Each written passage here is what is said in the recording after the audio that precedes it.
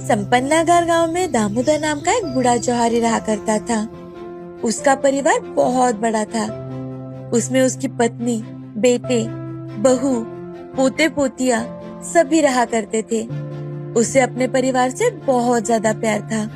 उन्हें साथ में रखने के लिए अपना मकान भी बड़ा कर लिया था। उन्हें भरपूर खिलाने के लिए सर्वोत्कृष्ट रसोइया को भी नियुक्त किया था। उसका नाम था चंगीलाल। चंगीलाल, देखो आज मैं ही सब्जी लेके आया हूँ, वो भी सूरन की। तुम्हारी मालकिन को बहुत पसंद है, आज यही बना देना। जी बाबूजी। चंगीलाल दामोदर के यहाँ पिछले 15 साल से काम करता आ रहा था। उनका रिश्ता बिल्कुल बाप बेटे जैसा हो गया था।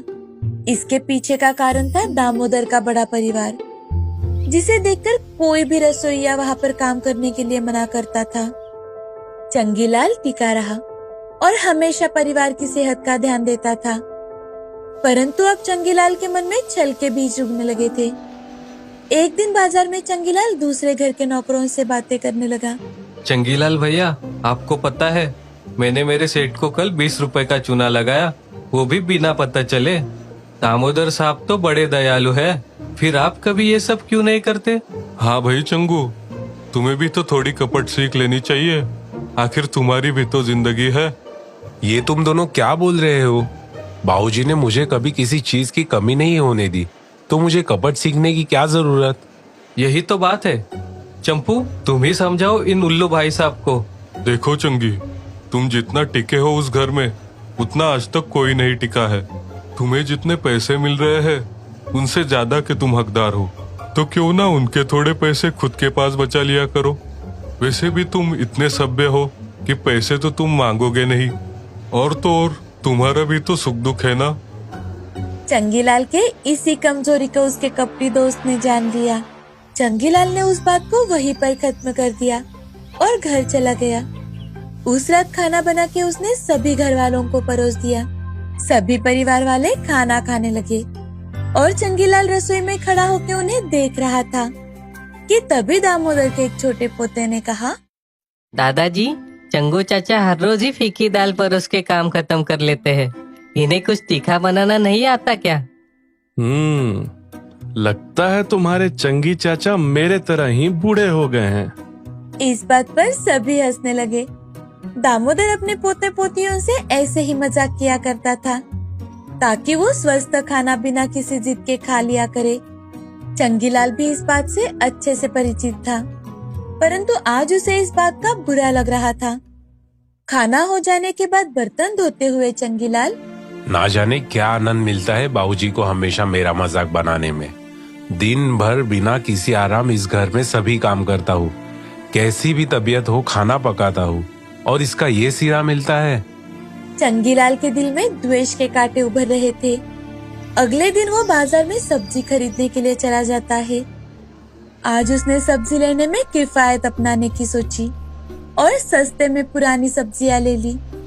जो पैसे वापस मिले उसमें से कुछ पैसे उसने अपने पास ही रख लिए। अपने इस काम को सही ठहराते हुए चंगीलाल खुद से, थोड़े पैसे तो अपने पास रख ही सकता हूँ, वैसे तो मैं ही हूँ जो यहाँ पर टिका हूँ, और कोई होता तो कब का चला जाता। उस दिन खाना बनाने के बाद उसने सभी को खाना परोसा और उन्हें ध्यान से देख रहा था कि कहीं किसी को पता तो नहीं चलता, पर किसी को कोई कमी महसूस नहीं हुई। चंगीलाल ने राहत की सांस ली। अब उसे एक नई छूट मिल गई थी। रात में खाने के बर्तन रखते हुए चंगीलाल खुद से, अब कल से यही बासी और सस्ती सब्जियां ले लिया करूंगा, किफायती का किफायती और स्वाद में भी जबरदस्त। अब चंगीलाल हर रोज सस्ती सब्जियां लेने लगा और पैसे बचाने लगा। दामोदर उसे कभी भी हिसाब नहीं मांगता था, इसीलिए उसकी अच्छी खासी बचत हो जाती थी। परंतु कुछ दिनों बाद दामोदर की पत्नी को अचानक से तेज बुखार चढ़ गया और पेट दर्द की शिकायत होने लगी। आज घर में दामोदर और उसकी पत्नी के अलावा कोई भी नहीं था, तो दामोदर चंगीलाल को आवाज लगाते हुए, चंगीलाल, अरे ओ चंगीलाल, जल्दी इधर आ, तेरे मालकिन को पेट में दर्द हो रहा है। दामोदर की आवाज सुनकर चंगीलाल भागते हुए कमरे में आ जाता है और मालकिन को रोता देख, मालकिन, बाबूजी, ये क्या हो रहा है? मालकिन, मैं अभी डॉक्टर को बुला के लाता हूँ। डॉक्टर जल्द ही दामोदर के घर पहुंच जाते हैं और दामोदर की पत्नी का चेकअप करके कहते हैं कि उन्हें अस्पताल में भर्ती करवाना होगा।